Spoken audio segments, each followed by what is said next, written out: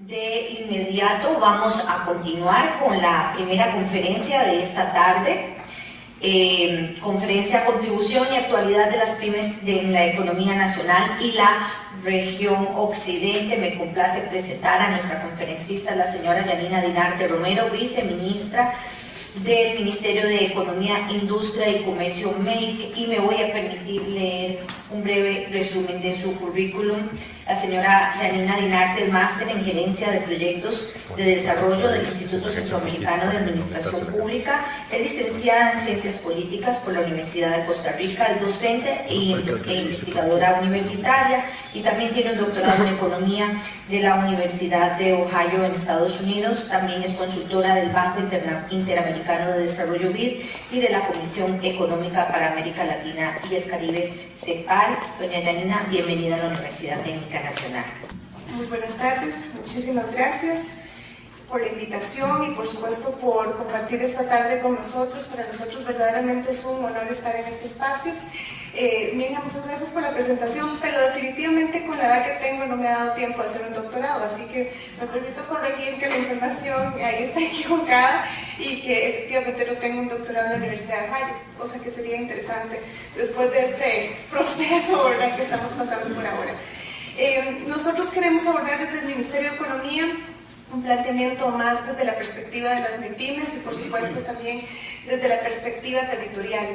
Parte de los problemas que hemos identificado es que muchas veces pensamos a nivel sectorial, pero no necesariamente pensamos a nivel territorial, y estamos en la gran oportunidad de empezar a hacer un cruce entre esa perspectiva sectorial y la perspectiva territorial, para empezar a ver dónde están los vacíos en el territorio que podemos atender y resolver precisamente para el crecimiento económico. Entonces, de ahí surge este enfoque de la presentación que hoy les quiero compartir. Hay varios datos que es importante repasar y que tal vez muchos de ustedes conocen de previo, que tiene que ver con la composición del Parque Empresarial Nacional, y por eso me permito traerlos a colación la tarde de hoy para también después plantear algunos muy pequeños, breves retos estructurales que en realidad resumen muchos de otros problemas que sabemos que existen en el país y que tenemos que afrontar no solo desde la perspectiva del gobierno central, sino también desde la perspectiva de los gobiernos locales y ciertamente de otros actores como el sector privado y la academia. Y finalmente, no quiero dejar la oportunidad pasar para contarles qué estamos haciendo desde el Ministerio de Economía y cómo vislumbramos que podemos contribuir a los procesos que se están desarrollando desde los territorios. Entonces, para contarles de la composición del parque empresarial, este es un dato que tal vez es familiar para algunos, pero es importante resaltarlo y tiene que ver con cuál es el aporte de las pymes a la economía nacional. A veces pensamos en las pymes como un actor pequeño dentro de la economía, precisamente por estar hablando de micro, pequeñas y medianas empresas, pero en realidad son el grosor del parque empresarial, es decir, tenemos un país que fundamentalmente es de pymes.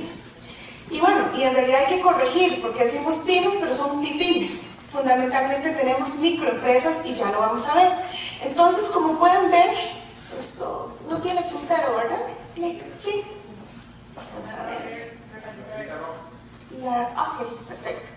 Entonces, bueno, tenemos una tendencia, ¿verdad?, que se mantiene con el tiempo, que nos revela que efectivamente la composición anda parecido, andamos siempre cerca del 94%, y eso se desprende de la sumatoria que tenemos entre las pymes y las PYMPAS, es decir, los pequeños y medianos productores del sector agropecuario, que sumados nos dan este porcentaje de participación.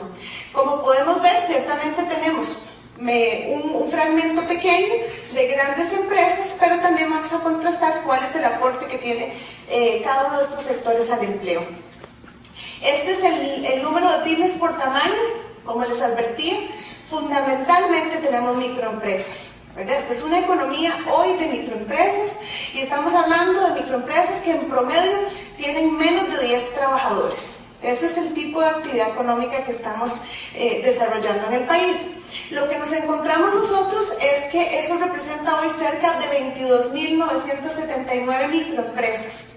Y ese dato es importante porque este número nos permite llegar a una composición del parque empresarial por medio de un muestreo que hicimos de cerca de 32.000 MIPYMES. Y entonces esto confirma que estamos hablando de un sector no solo importante, de la economía nacional, sino que también nos revela algunas dificultades en términos del registro. Porque si bien este es un número grande, lo cierto es que no es el número que revela todas las empresas del país. ¿Por qué? Porque este es un estudio que hacemos nosotros con el INEC, que nos genera un dato a partir de un esfuerzo muestral, pero en realidad cuando nos vamos a contrastar la información que tienen otras instituciones, nos damos cuenta que, por ejemplo, la Caja, solo la Caja, tiene más de 74,000 contribuyentes, ¿verdad? Gente que está reportándole a la institución. Igual nos pasa con Hacienda, que anda más o menos por 140,000 o 130,000. Entonces, ahí hay un dato, un registro que definitivamente tenemos que perfilar mejor y que, por supuesto, tenemos que consolidar para saber realmente de quiénes estamos hablando. También es importante hablar de la participación en el empleo. Si bien decimos que es el 94% MIPYME, lo cierto es que soporta el empleo ciertamente va a ser menor que el de la gran empresa. Entonces, básicamente estamos hablando de una participación del empleo del 25% y lo pueden ver desagregado de este tamaño, de esta forma. Básicamente tenemos que el mayor aporte del empleo lo genera el sector comercio y el sector industria. Y entonces, a pesar de que hablamos de que es el 25% lo que se aporta al empleo, lo cierto es que aquí no estamos registrando lo que respecta a las empresas en condición de informalidad. Y este es un tema importantísimo porque lo que se ha logrado determinar es que las empresas informales representan cerca del 51% del parque empresarial total. Entonces, como pueden ver, estamos hablando de un número bastante importante y entonces hay una correlación entre empresas informales y empleo informal. Y eso ya de por sí nos plantea un reto importante precisamente para mejorar las condiciones económicas de nuestro país. También es importante la participación de las MIPYME en las exportaciones. Por supuesto que no se puede comparar con el aporte que tienen las grandes empresas, que como podemos ver, aportan casi que el 85% de las exportaciones, pero si sumamos precisamente las pymes con las PYMPAs, estamos en un 15% del total de las exportaciones. Y eso ciertamente es importante, pero también nos sigue imponiendo retos para generar una mayor participación de las MIPYMEs en las exportaciones. Y debo decir que una de las ventajas que nos hemos encontrado es una gran disposición de las distintas instituciones por trabajar cada vez de forma más integrada, por generar condiciones para que las empresas puedan llegar a exportar. No obstante, sí nos hemos encontrado retos críticos que pasan por generar un pool de empresas mucho más amplio que esté listo para pensar en la internacionalización. Es decir, no es solo lo que puede hacer Rolando aquí presente desde Procomer, ¿verdad? Generando encadenamientos o Procomer e-commerce tratando de impulsar empresas, sino que también tenemos que hacer unas etapas previas. Y estas etapas previas tienen que ver con que las empresas logren atender brechas que no necesariamente están vinculadas al último paso, que es la internacionalización. Entonces, hemos hecho también un esfuerzo por desagregar esa información de las exportaciones y prácticamente toda la información que tenemos desde la perspectiva territorial. Y entonces, ¿qué nos encontramos? Este es por sector. Ahorita les cuento cómo estamos territorialmente. Pero por sector, como pueden ver, ¿verdad? A nivel de las exportaciones, ciertamente es la industria la que más le aporta a las exportaciones. Pero eso no ha quitado, por ejemplo, que tengamos una cada vez mayor participación en términos de tecnologías de la información o que incluso estemos incursionando en servicios y comercio, que por supuesto tienen una composición importante, pero que sí todavía estamos en el reto de crecer muchísimo más. Este es el Producto Interno Bruto, el aporte que hacen las MIPYMEs. Esta es una tendencia y esto es un tema que quiero resaltar y que ojalá con la información que está accesible ustedes puedan hacer el ejercicio de verificación. Conforme pasan los años, los indicadores están siendo prácticamente iguales. Es decir, no hemos visto que una acción de política pública realmente esté generando un viraje, ¿verdad?, que nos haga mover la aguja hacia un indicador de mayor participación.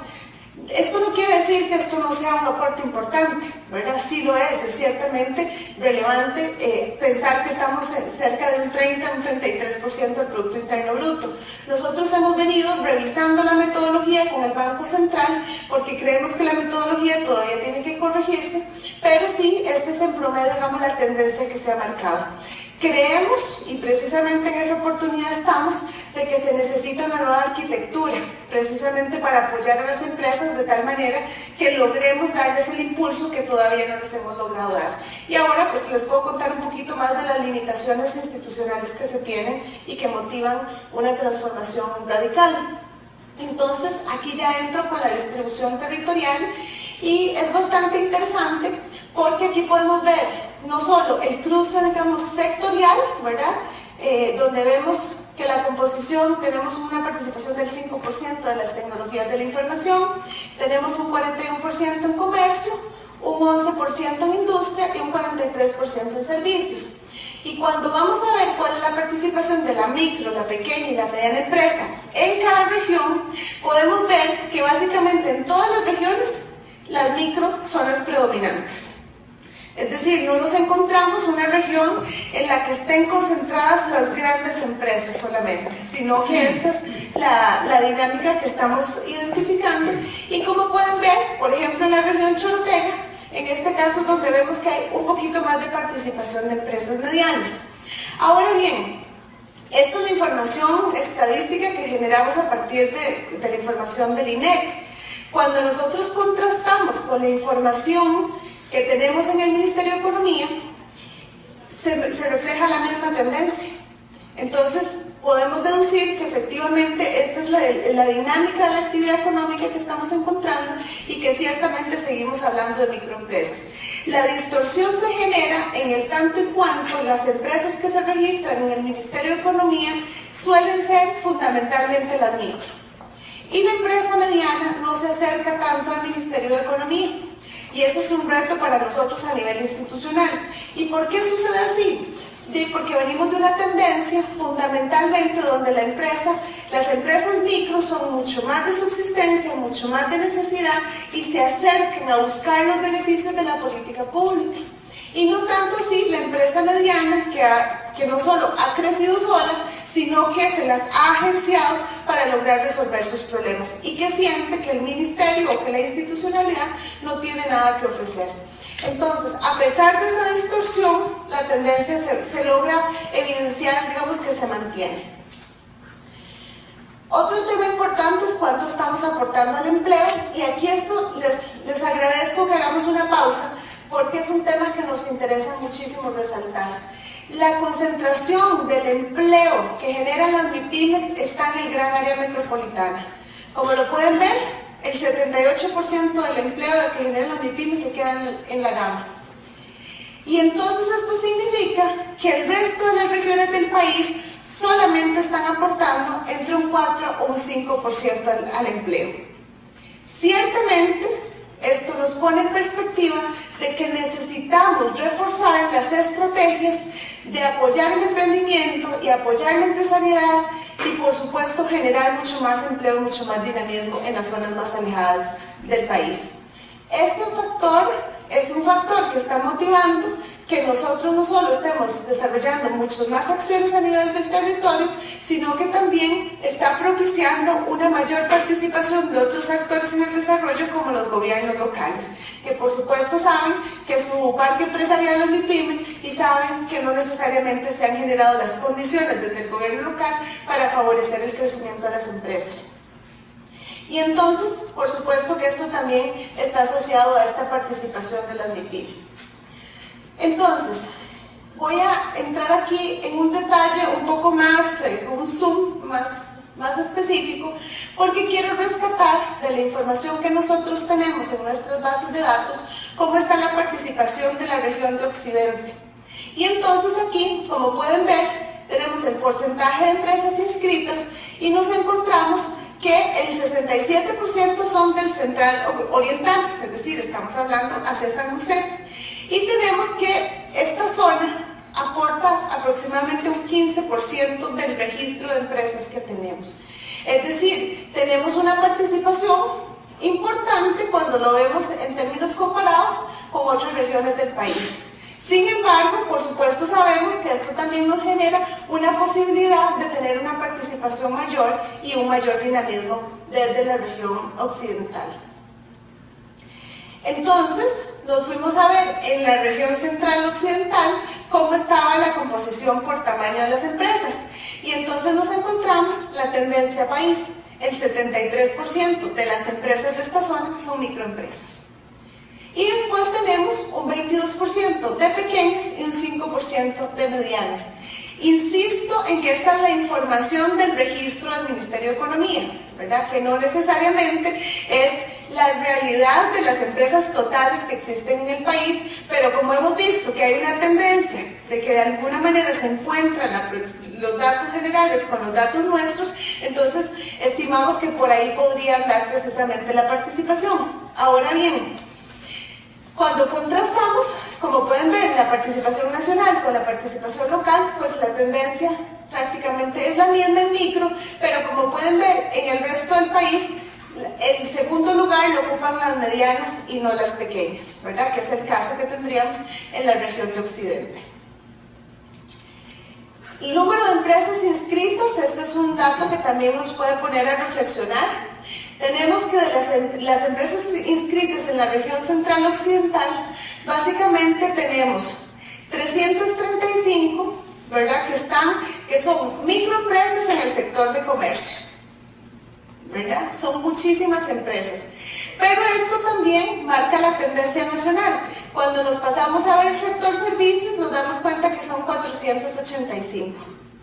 Entonces, esta es la tendencia. ¿Se acuerdan que decíamos? Básicamente el 84% de las empresas son comercio y servicios. Entonces aquí también lo vemos que la participación es bastante significativa.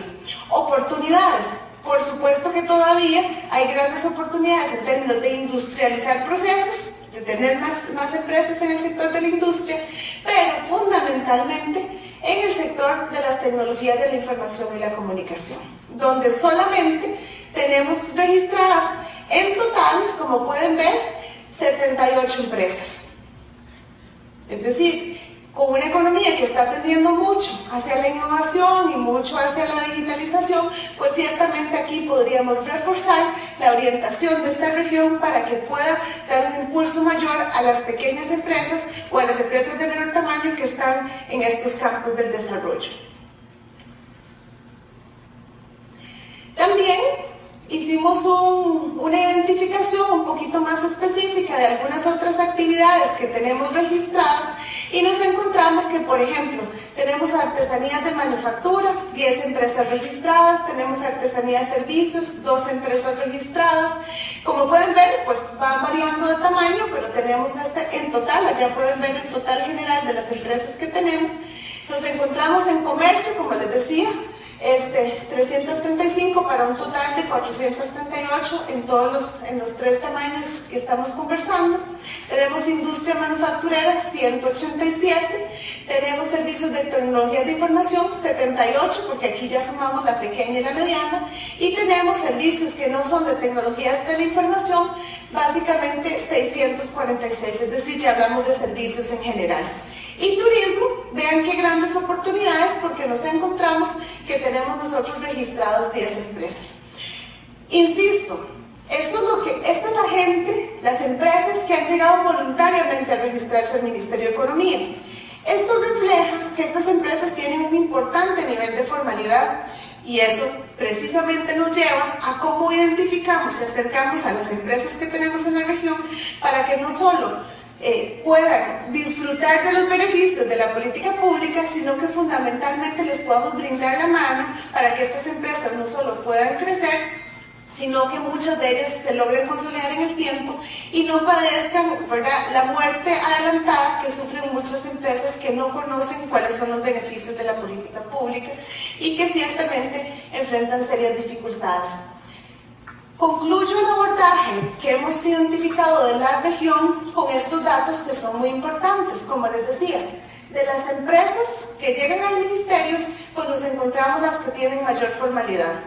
Y entonces vean qué interesante, porque nos encontramos con empresas que no solo están pagando sus impuestos, sino que además están cumpliendo con la Caja Costarricense del Seguro Social y con el Instituto Nacional de Seguros, es decir, tienen una póliza de riesgos del trabajo. Para que una empresa se registre en el MEC tiene que cumplir 2 de estos 3 condicionantes. Es decir, tiene que estar en Hacienda, pero puede tener la caja o puede tener el INSS. Esto como una facilitación para que muchas más empresas obtengan la condición PYME. Y entonces, claro que nos llama la atención porque aquí nos encontramos con un reto muy importante. Cuando hablamos de empresas familiares, y eso también es un factor recurrente en nuestro país, muchas veces las empresas recurren a obtener un seguro de riesgos del trabajo y el jefe de hogar, generalmente, es el que asume el aseguramiento del resto de la familia. Y entonces nos vemos con que las esposas, las compañeras y los hijos, aunque trabajen en el negocio, no tienen aseguramiento formal. Entonces, me permito hacerles el paréntesis. Por supuesto que van a poder acceder al EVAIS, van a poder ir y tener medicamentos, van a poder ir y tener la cita médica, pero cuando sean adultos mayores no van a poder gozar de una pensión a pesar de que trabajaron toda su vida en el negocio familiar. Entonces, como podemos ver, aquí tenemos un gran reto de cómo, a pesar de que el número es significativo, el porcentaje de participación es significativo, todavía acercar a más empresas a procesos de formalización donde se incluya ciertamente el registro y el aseguramiento por vía de la caja. Que eso no quiere decir que no tengan que tener el INSS, pero que sí estamos hablando también de un ejercicio que les permite tener mejores condiciones, digamos, en el futuro, en algunos casos cercano y en otros casos un poco más lejano. Entonces, con esta rápida radiografía, pues ciertamente quiero contarles un poco más de lo que nosotros venimos identificando, especialmente por las funciones que tiene el Ministerio de Economía. El Ministerio de Economía tiene un mandato, y es un mandato por ley que es muy claro y que implica apoyar la empresariedad en el país, apoyar el emprendimiento y ciertamente generar condiciones favorables para hacer negocios. Como parte de esas condiciones favorables, hemos hecho una apuesta que llamamos nosotros la Estrategia de Articulación Productiva. Esta Estrategia de Articulación Productiva se circunscribe en la Estrategia Nacional de Empleo y Producción. Entonces, desde las competencias nuestras definimos dos líneas de acción. Una línea de acción tiene que ver con mejorar la capacidad productiva y competitiva de las empresas y otra tiene que ver con mejorar el clima de negocios. En la línea de mejorar la productividad estamos trabajando con las MIPYMES. Y en la línea de entorno de negocios estamos trabajando, por ejemplo, en mejora regulatoria, en simplificación de trámites, en defensa comercial, en promoción de la competencia. Todos estos ejes entendidos en su integralidad precisamente para ayudar a las empresas a salir adelante.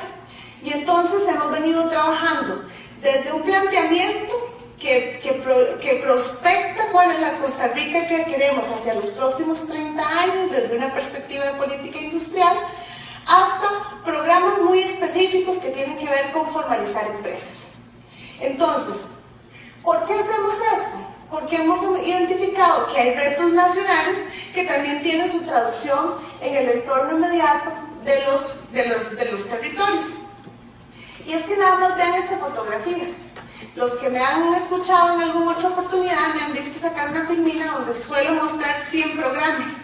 Identificamos 100 programas, solo para las MIPYMES. Y las MIPYMES siguen enfrentando los mismos problemas de competitividad. Siguen enfrentando los mismos problemas de productividad, siguen enfrentando las mismas brechas de acceso a la tecnología y a la innovación, y siguen enfrentando un problema que gracias a las distintas universidades hemos logrado determinar y que básicamente nos confirma que el problema no está tanto en la mortalidad prematura, sino que está en el débil crecimiento o en los problemas de crecimiento que como tal tienen las empresas. Y entonces, don Ricardo Monge, que está acá, nos advertía en algún momento, bueno, es que en 10 años solo 6% de las microempresas crecieron. Y en esos mismos 10 años solo un 8% de las pequeñas lo hicieron. Y estamos convencidos de que ese es el problema fundamental que tenemos en el país. No están creciendo las empresas. Pero más allá de que existan 100 programas y que estén dispersos y que estén duplicados algunos de ellos, la realidad es que esta composición de la participación de los actores es la que nos llama hoy más la atención. ¿Por qué? Porque nosotros no podemos actuar como Estado solos, sino que necesitamos una vinculación mayor con otros actores de la sociedad. Entonces, cuando yo les digo que el MEC está trabajando en simplificación de trámites, el MEC no puede simplificar los trámites.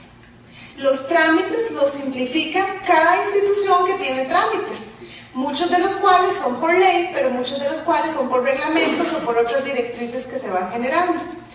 Muchos de los trámites tienen que ver con los gobiernos locales. Y ahí, ¿cuánto es el margen de influencia que tenemos nosotros, por ejemplo, para facilitar unos entornos más favorables para hacer negocios en los respectivos cantones? Pues es bastante limitado.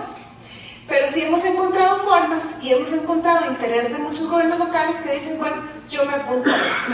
Porque en la medida en que yo simplifico trámites, no solo propicio el surgimiento de más negocios, sino que también genero crecimiento porque puedo generar opciones de empleo.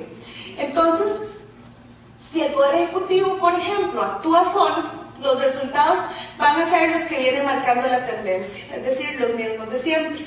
Pero si empezamos a actuar en un ecosistema, tenemos muchas más posibilidades de poder generar más impactos.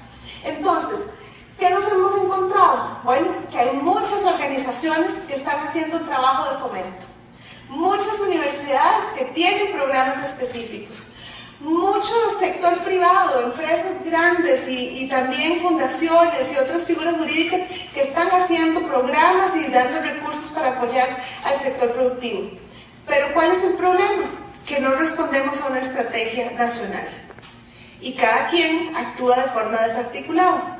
Entonces, ¿qué nos hemos encontrado? Por ejemplo, que regiones como la zona sur han recibido una cantidad bastante importante de recursos, pero la aguja no se ha movido. Y nos encontramos con que sigue siendo una de las regiones con los indicadores de desarrollo, digamos, más deteriorados del país, a pesar de que se han hecho apuestas importantes desde la cooperación internacional, desde las instituciones, desde el sector privado, desde la academia. Y entonces, si bien aquí tenemos en la región de Occidente muchas oportunidades porque estamos más cerca del centro de la capital, lo cierto es que tenemos que garantizarnos desde ya una muy buena articulación para que esos indicadores que veíamos, por supuesto, empiecen a mejorar. Entonces nosotros venimos identificando actores estratégicos, sectores de las empresas que quieren no solo comprarle a las empresas más pequeñas, sino que además se comprometen desde sus estrategias de responsabilidad social de dar contribuciones todavía más específicas para impulsar a las empresas. Por ejemplo, empresas que están dispuestas desde el interno de su misma empresa a que se generen emprendimientos a partir de ese conocimiento que ya van generando. Y entonces nos encontramos con una voluntad bastante significativa, pero también nos encontramos con el reto de cómo, ¿verdad?, establecer esas asociaciones o esas relaciones estratégicas y de alianza para el crecimiento de las empresas. Entonces, ciertamente hay problemas que trascienden, por ejemplo, al Ministerio de Economía o que trascienden a todos los actores que estamos acá, pero que también están previéndose en una estrategia de más largo plazo. Por ejemplo, las deficiencias en planificación urbana y ciertamente los rezagos en infraestructura. Creo que esta región, y particularmente Alajuela, lo ha experimentado un poco con la construcción del nuevo mall, pero también lo hemos identificado en otras partes del país donde empiezan los desarrollos inmobiliarios a generar una presión cada vez mayor, no solo por el espacio público, sino por también la dotación de recursos, por el tema también de la suficiencia que tenga la infraestructura vial para soportar no solo la llegada de nuevos condominios, sino la cantidad de gente que llega a esos condominios. Y aquí, ciertamente, esto también tiene efectos en el medio ambiente. Y entonces, la gestión, pero también la administración de esos riesgos ambientales, ciertamente es un reto que tiene que estarse considerando desde ya para cualquier estrategia de más largo plazo que se quiera hacer no solo a nivel nacional, sino ciertamente a nivel territorial. Tal vez este no es el caso, pero ustedes lo han visto, por ejemplo, en Cartago, cómo esa presión inmobiliaria también ha generado presiones sobre la dotación del recurso hídrico y cómo esa presión sobre la dotación del recurso hídrico se ha traducido en conflicto social. Y entonces, ciertamente, hay un tema que hay que administrar muy prematuramente para garantizarnos que la región de Occidente ciertamente no sufre este problema, especialmente ahora que visualizamos una mejor carretera y una mejor accesibilidad.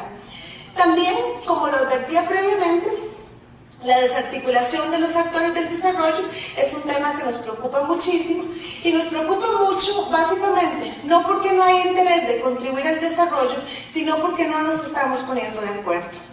Entonces, un poco tiene que ver con la convergencia en el modelo de largo plazo. Entonces, tenemos que empezar a preguntarnos cuál es la región occidental que queremos. Y recuerdo un caso muy específico.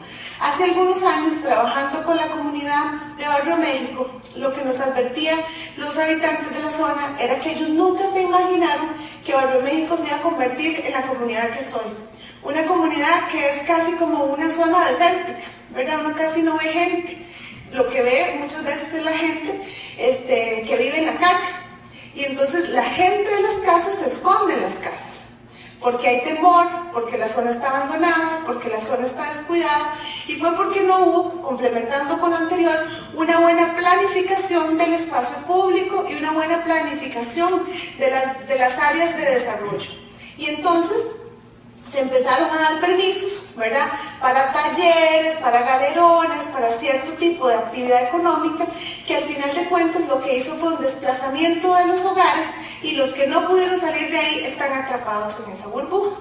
Y entonces las propiedades, pues de repente ganaron valor, pero en realidad la gente que vive ahí no logra vender.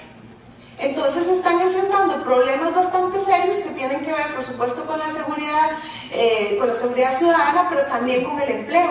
Esta gente no necesariamente está logrando que esos comercios que se desarrollaron ahí sean una fuente viable de empleo para ellos.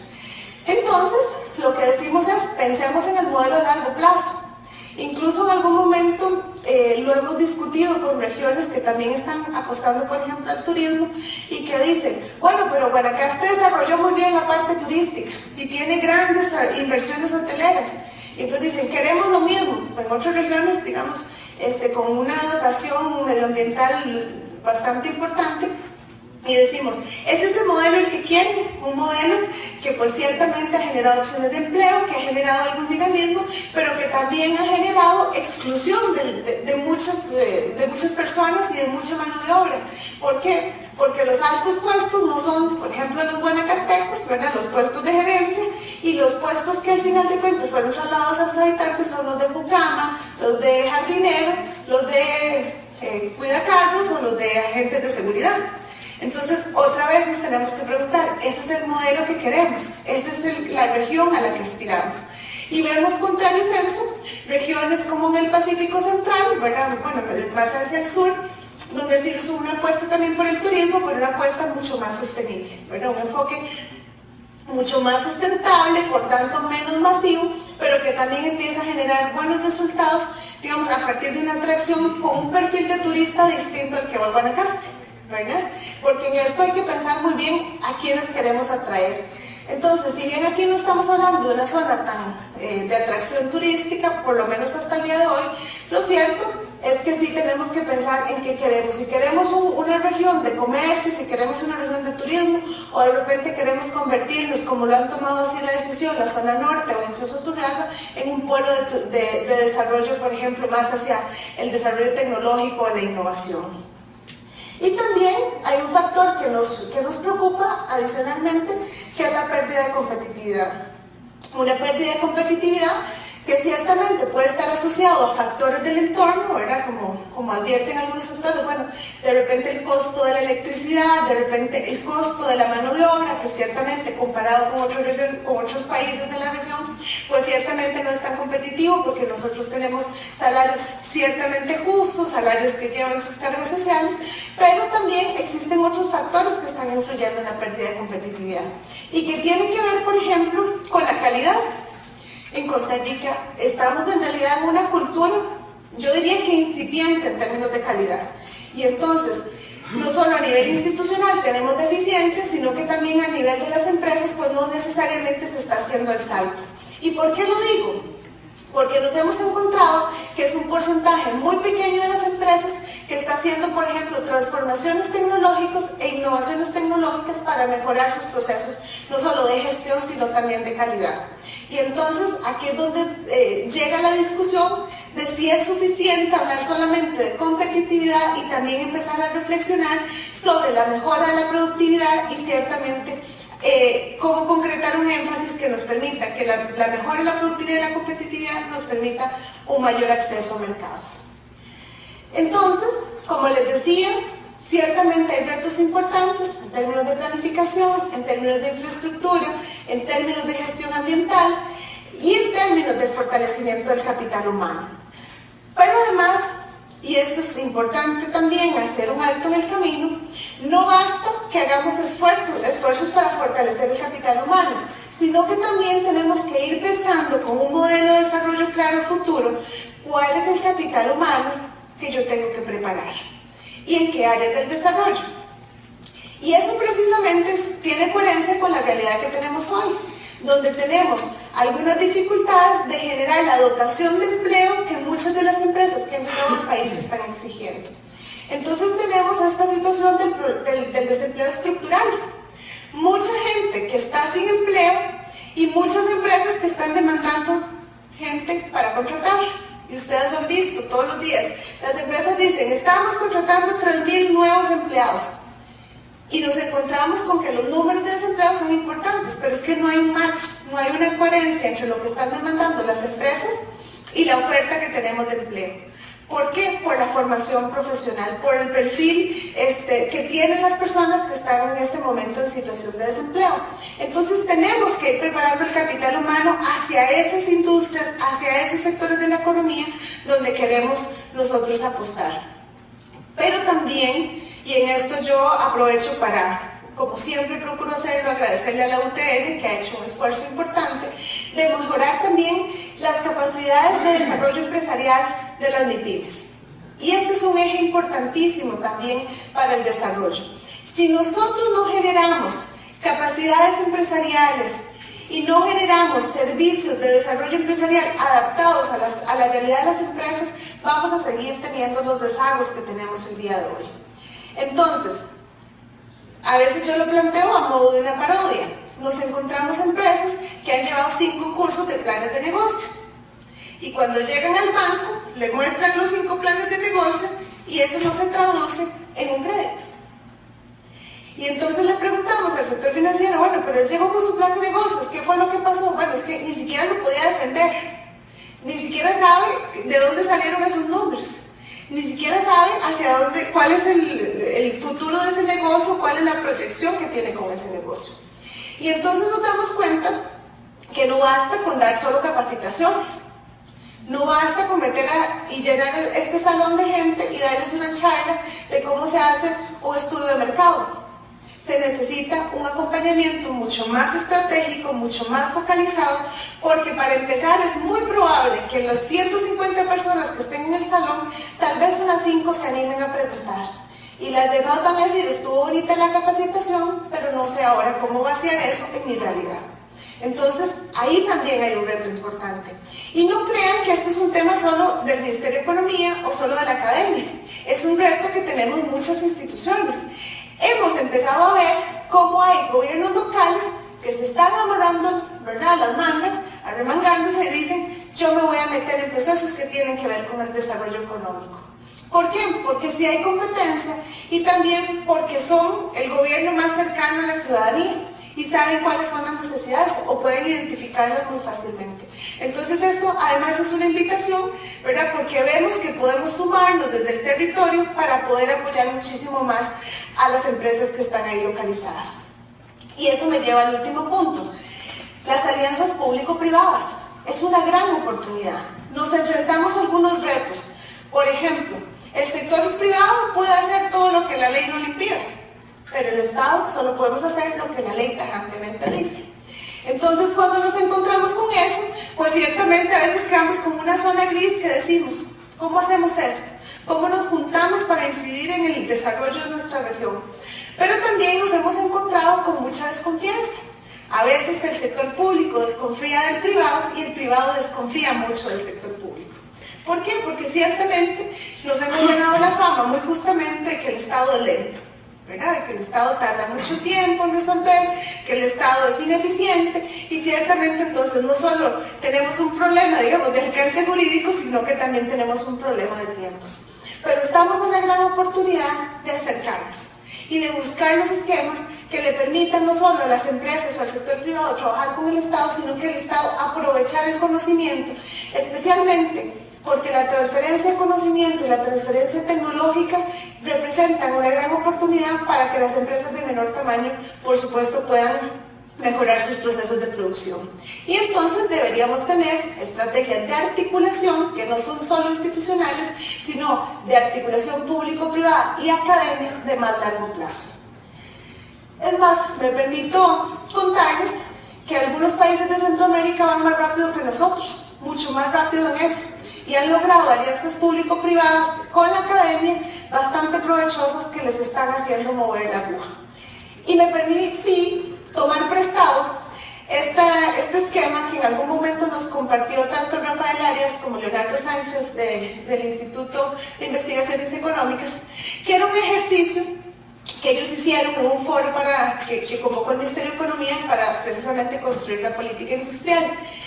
Y quería traerlo a colación, sin haberles pedido el permiso, ustedes les cuentan que yo lo cité, por favor, pero sin pedirles el permiso me lo traje porque me pareció muy interesante este ejercicio. Ellos lo que nos decían era cuáles son las potencias de especialización y los patrones equivocados que han escogido algunas regiones del país.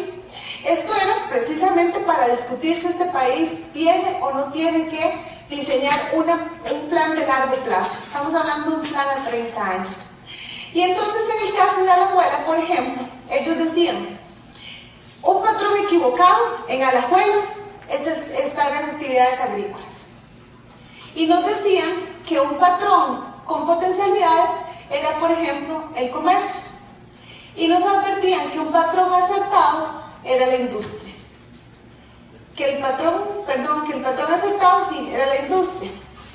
Y después también nos hablaban de los ejes de energía, de construcción, de turismo, de transporte, el financiero y el sector público. Y me llama mucho la atención porque lo que nos advertían ellos es, por ejemplo, vean todos estos amarillos que son potenciales de especialización, lo que nos decían es, si queremos generar desarrollo en el país, ya podemos ir pensando en descargar el Valle Central y en ir sacando algunas actividades que hoy están concentradas allá hacia zonas un poquito más distantes. Creo que aquí hay un error en el gráfico porque el rojo siempre es, ¿verdad? Que no es tan acertado, en realidad era patrón no tan acertado. Pero ven aquí que nos plantea que aquí podríamos hacer una apuesta más hacia la atracción de instituciones, por ejemplo, que empiecen a desarrollar sus operaciones un poco como empieza a hacerse hacia Cartago. Porque ciertamente el Valle Central se ha expandido mucho, pero aquí todavía tenemos grandes potenciales para atraer una oferta distinta. Y entonces, pongo el caso concreto de Alajuela, porque aquí podemos ver que prácticamente no estaríamos planteando que estemos cometiendo, desde la perspectiva de ellos, un error en las apuestas sectoriales, pero que sí tenemos algunas potencialidades importantes que hay que rescatar. Y entonces, con eso dicho, aprovecho muy brevemente, que no tengo claro cuánto tiempo me queda, pero sí quiero contarles qué estamos haciendo y en qué podemos colaborarles. Y es básicamente que nosotros venimos trabajando, insisto, no solo con las MIPYMES, pero voy a enfocarme con las MIPYMES para plantear la oferta institucional como tal, y les cuento que cambiamos el modelo de atención, un poco en la línea de lo que les advertía. Ya nosotros llegamos a la conclusión de que no basta con dar capacitación, que lo que necesitamos son modelos de acompañamiento mucho más concretos, mucho más cercanos y mucho más adaptados a las realidades de los sectores productivos. Y entonces parte, por un lado, de la articulación interinstitucional, donde ya hemos logrado concretar alianzas importantes, no solo entre las instituciones, sino con el sector privado. Entonces, por ejemplo, aquí me permito adelantarles en la parte de articulación institucional, que una de las propuestas más grandes que estamos planteando tiene que ver con la creación de una Agencia Nacional de Fomento Productivo, Innovación y Valor Agregado. Nos juntamos 4 ministerios y decidimos que ocupamos compartir un solo ente ejecutor, un ente que nos ayude a implementar lo que las empresas necesitan, para que seamos rápidos, para que respondamos en tiempo, para que además seamos más eficientes y evitemos las duplicidades. Pero también venimos trabajando, en otra perspectiva, con el sector privado. Y hemos empezado a identificar socios que nos pueden ayudar a generar las capacidades que las empresas necesitan. Para ponerles en contexto, el MEI tiene, desde la DIGEPYME, que es la Dirección de Apoyo a la Pequeña y Mediana Empresa, solamente 33 personas para todo el país. Y como les advertía, pongamos que esos números son los números duros, tenemos 32.000 empresas. 33 personas versus 32.000 empresas. Ciertamente no hay forma que el ministerio vaya a llegar a todos esos empresarios. Pero además, estamos desarrollando 23 programas. 23 programas porque decidimos salirnos del gran área metropolitana y empezar a acercarnos más a los territorios. Y entonces eso ciertamente está generando una carga importante de trabajo, pero también nos generó muchas oportunidades de trabajar con otros actores. Entonces, estamos trabajando con la academia, estamos trabajando con organizaciones tipo fundaciones, organizaciones, bueno, de todo tipo, la verdad, que están brindando servicios de acompañamiento a las empresas, pero alineados con la política pública. Y entonces, ¿qué implica alinearse con la política pública? No me capacite la gente. Si usted me presenta un indicador que dice que se capacitaron 150 personas, le garantizo que no le vamos a pagar. ¿Por qué? Porque lo que yo quiero es que usted me traiga 150 empresas que aumentaron sus ventas, que ampliaron su planilla y que crecieron. Y entonces el indicador es crecimiento en ventas, mejora en productividad y encadenamiento productivo. Si a mí las empresas no me llegan a vender, entonces, ¿para qué quiero darles una capacitación si sé que lo voy a hacer solo para que estén ocupados? Entonces, es lo que le estamos trasladando al resto de los actores. Alineémonos con la política pública para cumplir objetivos que trasciendan la capacitación y que generen impacto e incidencia no solo en las empresas, sino en su entorno. También, eso ha implicado, sí, claro, desarrollemos competencias, desarrollemos capacidades, pero alineadas con todo lo demás. A tal punto que, por ejemplo, estamos planteando que ojalá la gente que se beneficia con un crédito de banca de desarrollo o con un crédito o un financiamiento de los fondos existentes también tengan el acompañamiento que se necesitan.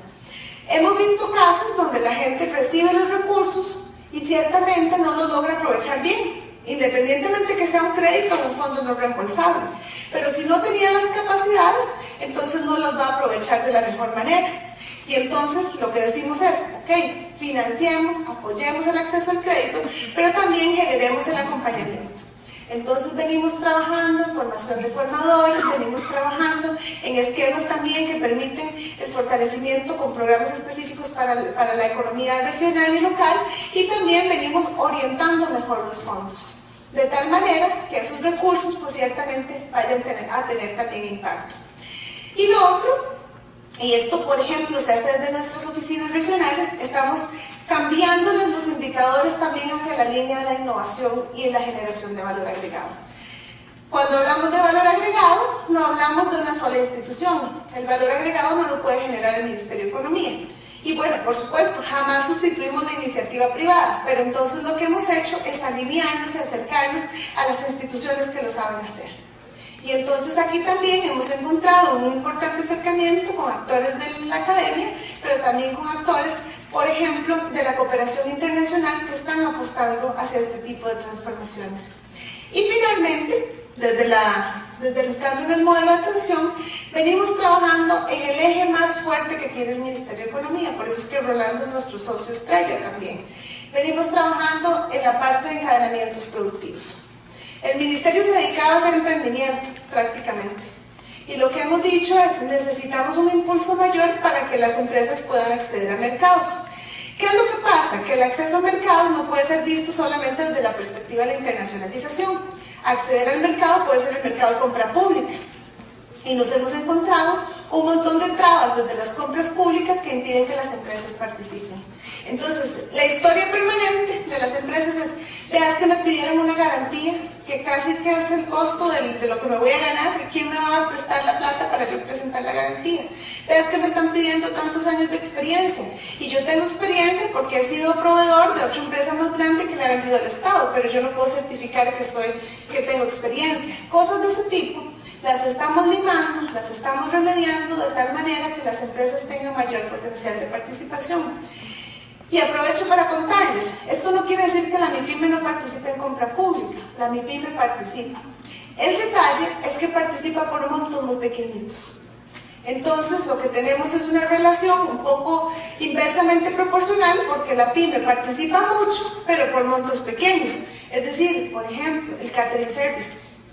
Entonces, por todo el país tenemos empresas pequeñitas brindando servicios de alimentación, pero se pueden imaginar que los montos pueden ser a veces 180.000 colones, 300.000 colones, mientras que las empresas grandes ganan los contratos grandes. Y entonces, por supuesto, aspiramos a que las empresas de menor tamaño generen más capacidades para acceder un poco más a ese buen mercado que es el Estado.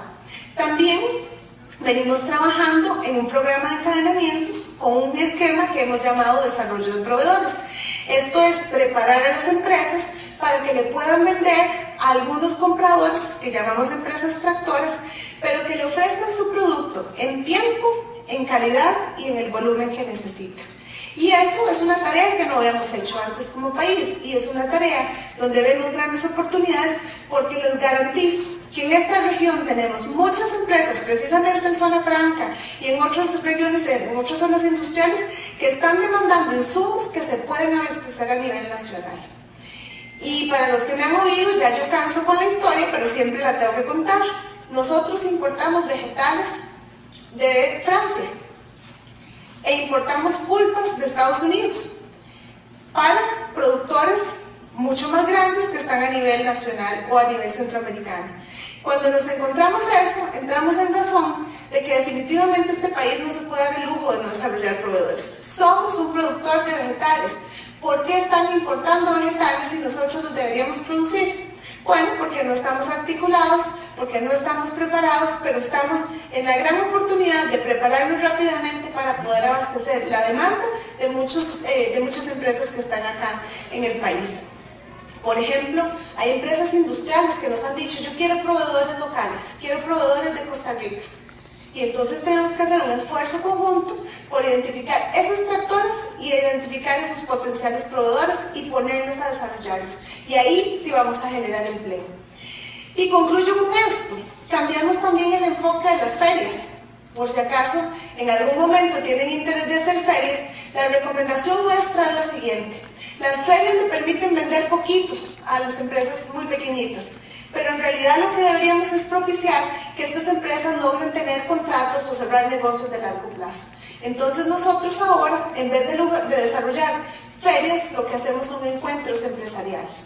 Mucho con la ayuda de Procomer, que tiene el conocimiento de hacer estas ruedas de negocios y que por supuesto se complementan con la colaboración del INA, que nos ha ayudado muchísimo a desarrollar esto desde Banca de Desarrollo, y estamos haciendo que la oferta se encuentre con la demanda. E igual estamos logrando que se cierren muchos negocios, pero no son negocios donde venden 500.000 colones en un fin de semana, sino que son negocios que van a ser sostenibles en el tiempo. Este es el programa que les decía, el de desarrollo de proveedores, se los menciono muy rápidamente.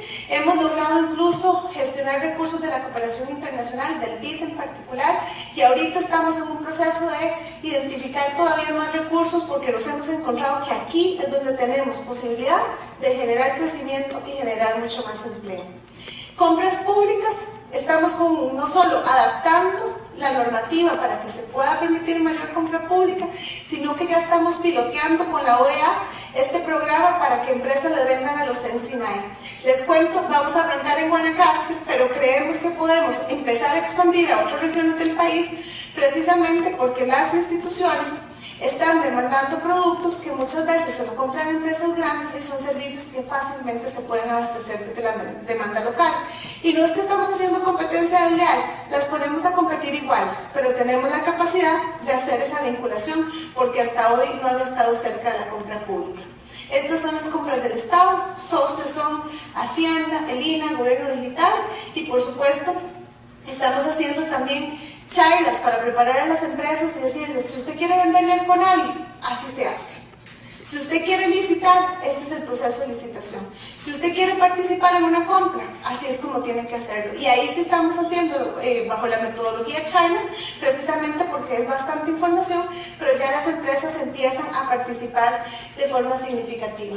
También estamos trabajando en el fortalecimiento de las cadenas de valor.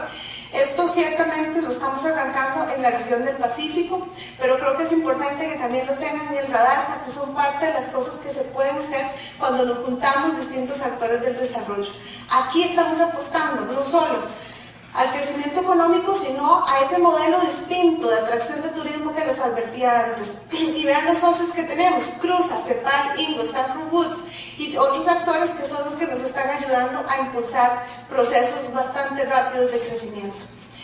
Yo les agradezco muchísimo el espacio, sé que es mucha la información, pero estamos tratando no solo de dar a conocer los programas que hacemos, sino también de invitarles a los distintos actores del desarrollo a que trabajemos de forma conjunta, precisamente porque la condición económica del país amerita que pensemos distinto, amerita también que replanteemos la institucionalidad que tenemos. Y nosotros nos hemos comprometido no solo con repensar la institucionalidad, sino fundamentalmente ponernos al servicio del desarrollo regional, al servicio de las comunidades y por supuesto al servicio de las empresas de menor tamaño que sabemos que hoy tienen muchas más dificultades que las empresas más grandes, sin que eso implique que no estamos trabajando para generarles a ellos, pues, por supuesto, mejores condiciones para hacer negocios. Muchísimas gracias y muy buenas tardes. Vamos a hacer un reconocimiento a la señora Yanina Dinarte con un certificado que dice lo siguiente: Universidad Técnica Nacional, la Rectoría y la Dirección de Mercadeo y Gestión de Ventas extienden el presente reconocimiento a Yanina Dinarte Romero por su valiosa participación como conferencista en el foro Retos y Oportunidades para impulsar el desarrollo económico de la región occidente de Alajuela, con fecha de hoy y firmado por nuestro rector Marcelo Prieto Jiménez y por el director de la Dirección de Mercadeo, José Alfredo González. Así es que doña Yanina, muchísimas gracias por su participación.